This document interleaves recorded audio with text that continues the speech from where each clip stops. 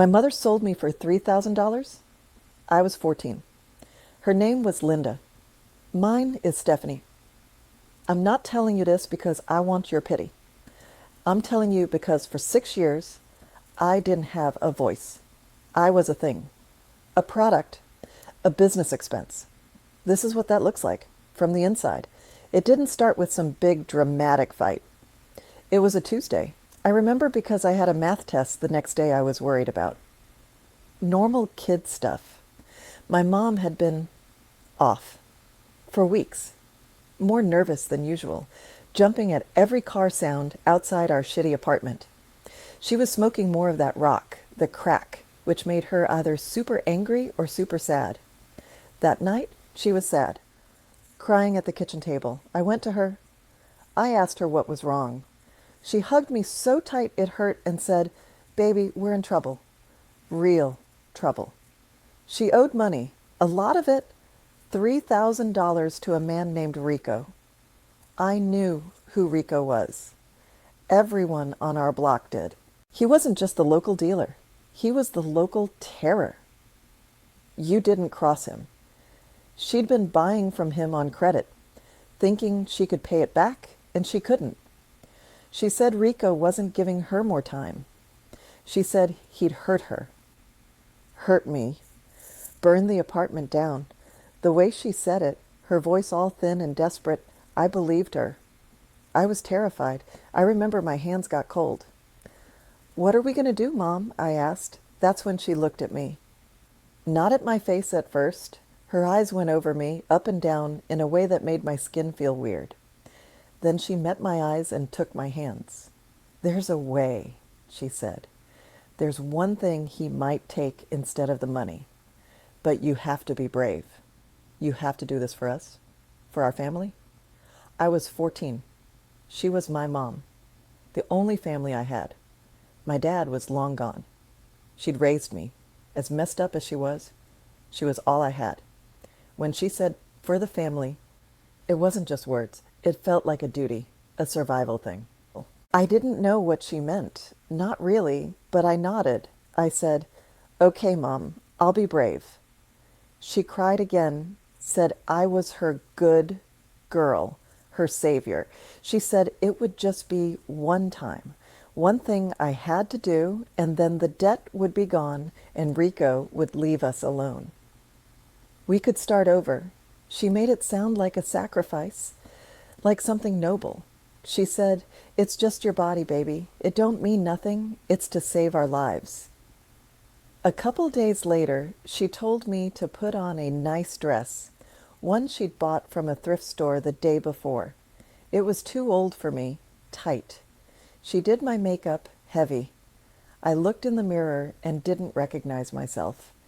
I looked like a cheap version of her. We drove to a motel on the edge of town. The Paradise Motel. The sign had half the letters burned out. It was never Paradise. She parked around back. Her hands were shaking, but not from fear, I realize now. From need. She was jonesing for a hit. She turned to me and her eyes were glassy. "Remember, baby, this is for us. Be sweet to Rico. Do whatever he says. It'll be over before you know it." She kissed my forehead. It felt dry and cold. "I'll be right out here waiting for you." I walked to the door of room 114. My knees were weak. I knocked. Rico opened it. He was a big guy, tattoos all up his neck. He smelled like cheap cologne and weed. He looked me over, that same evaluating look my mom had given me, and grinned. It wasn't a nice grin. "Come on in, little virgin," he said. I stepped inside. The room was dim, smoky. And it wasn't just Rico. There were 4 other guys, sitting on the beds, standing by the wall. They were all looking at me. One of them had a video camera on a tripod set up in the corner. The red light was on, recording. My heart just dropped, like it fell out of my chest. This wasn't what she said. This wasn't one thing with one man. I turned to run back to the door, but Rico grabbed my arm hard. Where are you going, Mommy? The party's just starting. One of the other guys laughed. He had a stack of cash in his hand. He peeled off some bills and handed them to Rico. Here's my 600. Told you she was fresh. $600 each. That's when my brain, in the middle of the panic, did the math. 4 friends, 600 each. That's 2,400. Plus Rico, for free, to clear the $3,000 debt. He was making a profit. My mother sold me at a discount to a bulk buyer. I started to cry. I said I wanted my mom. Rico just laughed again. Your mama's busy. He pointed a thick finger toward the window. Through the dirty curtain, I could see the vague shape of our car. She's out there getting right. Don't worry about her. You just worry about us. What happened next? I'm not going to describe it in detail. You don't need those pictures in your head, and I don't need to put them back in mine. But I will say this. It lasted 3 hours. 3 hours. At one point, when the pain was so bad I couldn't even scream anymore, I looked at the window. I could see the orange tip of my mother's crack pipe glowing in the dark of the car like a tiny evil star. She'd light it, the glow would appear, then fade. Then a few minutes later, it would glow again. Over and over, for 3 hours. That orange dot was my horizon. My entire world shrank to that room and that dot outside. They filmed everything. The guy with the camera would get close sometimes, zoom in on my face. I learned to close my eyes, to go somewhere else. There was a water stain on the ceiling that looked like a dog. I stared at that stain for what felt like years. Eventually, it stopped. They were done.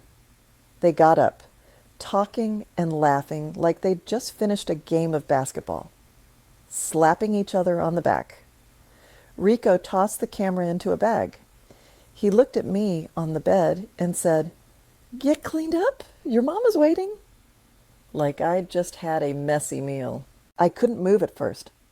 Everything hurt. I felt broken. In a way that wasn't just physical. Something inside me had been unplugged. I somehow got my dress back on. It was torn. I walked out of the room. The sun was coming up, which felt wrong. The world shouldn't have been allowed to have a morning after that. I got in the passenger seat. My mom was in the driver's seat, her head leaning back. She looked peaceful, high. She turned and looked at me. My face was swollen from crying, my makeup ruined, my dress a mess. She didn't hug me. She didn't ask if I was okay. She just looked at me for a second, then started the car. "You did good," she said, pulling out of the lot. "That's over now. Rico's square with us." We drove in silence for a few blocks. Then she said, almost to herself, "They paid up front, you know. His friends?" She glanced at me. Easy money. A week went by. I didn't go to school. I stayed in my room. I felt like a ghost. My body hurt, but the silence hurt more. She never asked, never mentioned it. It was like it never happened. Then, one afternoon, she came into my room. She had her phone in her hand. "Look," she said, showing me the screen. It was a dark website. I didn't really understand it then. There was a video thumbnail. It was me. From that night. A paused image of my face. The title was something disgusting. Rico's fresh cut. My stomach turned to ice. "Take it down," I whispered. "Make them take it down." "I can't," she said. But she didn't sound upset. She sounded thoughtful. "But look at the views and the comments. People are asking if there's more." She put the phone down and sat on my bed. "Stephanie, baby." Rico called. He said, "The video's popular. He said there's a market for girls like you. Young. New. He said we could set up more meetings. He'd handle the clients, the security, the recordings. We'd split the money. I just stared at her. I couldn't process the words. What? It's a business opportunity, she said, her voice getting more animated. We're already in it, right? The hard part's over. Now we can make it work for us. You won't have to do it forever, just a little while. We'll make enough to get out of here, get a nice place. Think about it. I told her no. I screamed it. I cried. I said she was crazy. Her face changed then. The sad, desperate mom was gone. This was someone else. Someone harder. You think you have a choice? She said, her voice flat. You think after that, any nice boy is going to want you? You think you're going to go to college? This is what you are now. This is what we are. We do this or we starve. Rico will make us disappear if we say no. This is the only play we got. That was the beginning of the 6 years. The family business. My room became my office. My mom was the manager. She'd negotiate with Rico, who'd become our permanent pimp. She'd set the appointments. Sometimes it was one man, sometimes more. Sometimes they wanted specific things, costumes, scenarios. Sometimes they wanted it filmed. My mom would often be in the next room, watching TV or smoking, waiting for the client to leave so she could collect the cash. She got better at it. She started buying nicer clothes for herself, a better car. She'd tell me, "See, we're getting somewhere." I turned 16, then 18 in that life. No birthday parties, no friends. Rico made sure I stayed isolated. He'd threaten anyone, boy or girl, who got too close to me. My mom enrolled me in online school so I wouldn't have to leave the house, but I barely did it. What was the point? The world I was being educated for didn't exist for me. The worst part wasn't the clients. It was the normalization. The way my mom would talk about it over breakfast. Got a new client today. Steady job. Pays well. Be nice to him. Or, Rico says the last video sold really well on the European sites. We should think about doing a series. It was a job to her.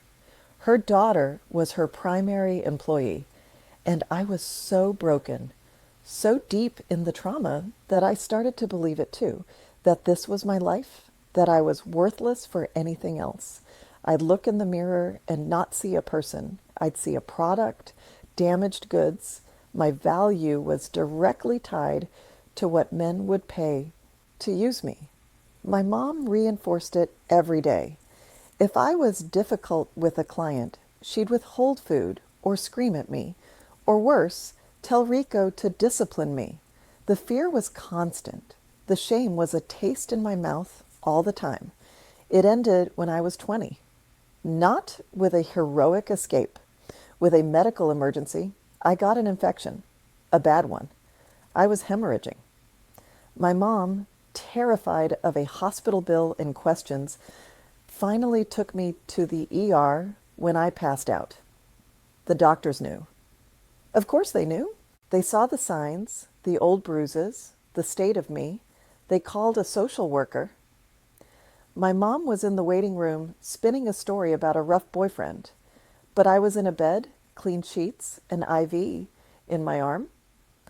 The social worker was a woman with kind eyes and a soft voice.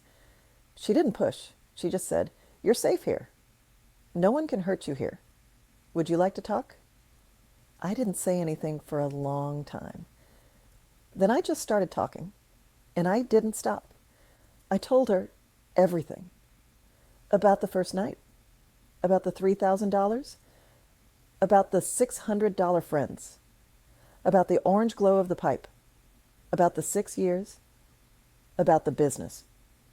The words just fell out of me like poison I'd been swallowing for years. They kept me in the hospital. They arrested my mom in the waiting room. Rico disappeared. The police found some of the videos. It became a case. That was 2 years ago. My mother is in prison. Rico's still out there somewhere. I'm in therapy. I have a new name in some systems. I'm trying to learn how to be a person, how to make a decision, any decision, just for me. What to eat for breakfast without someone telling me. But here's the thing. Nobody tells you about survival. The prison doesn't always have bars. Mine is in my head. I have nightmares about that motel room ceiling stain. I see that orange pipe glow in dark rooms. Sometimes I'll be in a store and I'll see a mother and daughter shopping, laughing, and my chest will ache so bad I can't breathe. The betrayal. It's the foundation of everything I am now. My own mother, the person who was supposed to protect me above all else. She looked at me, her 14-year-old daughter, and saw a currency, a way to pay a debt and turn a profit. I'm telling you this because when you hear stories like this, you think, how could she not run? How could she stay for 6 years? It's not that simple. When the person who sells you is the same person who raised you, it breaks your compass. You have no true north. Nowhere is safe. Running to who? Running where? She was my whole world, and she sold that world out from under me. So I stayed in the ruins because they were the only home I knew. I'm learning to build a new one. Brick by brick. It's slow. Some days the bricks are too heavy, but I'm here. I'm talking. For the first 6 years, I had no voice. Now this is mine. This is me saying what happened. This is me taking my name, Stephanie, back from the thumbnail on a dark web video. It's just a name. But for now, it's a start.